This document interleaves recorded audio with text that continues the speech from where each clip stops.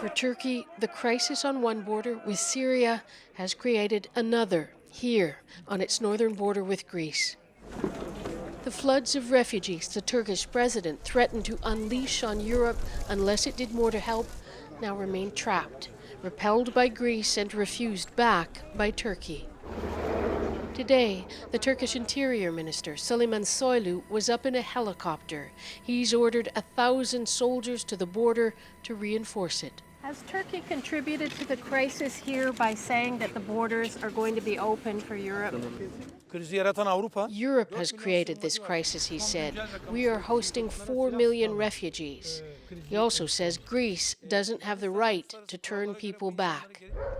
But that's exactly what Greece is doing, even in the quiet places. In a village called Doiran, the river marks the border.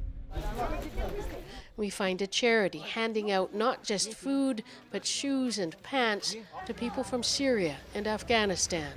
They say Greek border guards stripped them of their belongings last night when they tried to cross the river. They take our shoes, our pants, our everything, ID cards, monies. We have nothing.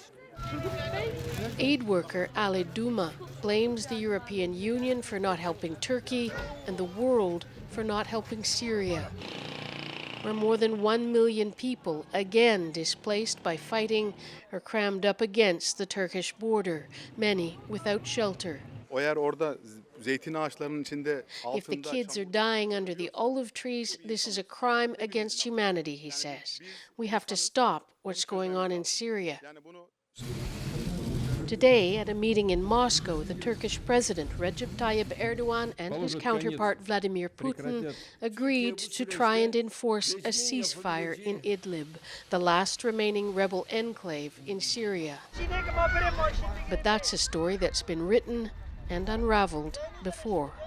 Margaret Evans, CBC News, Northern Turkey.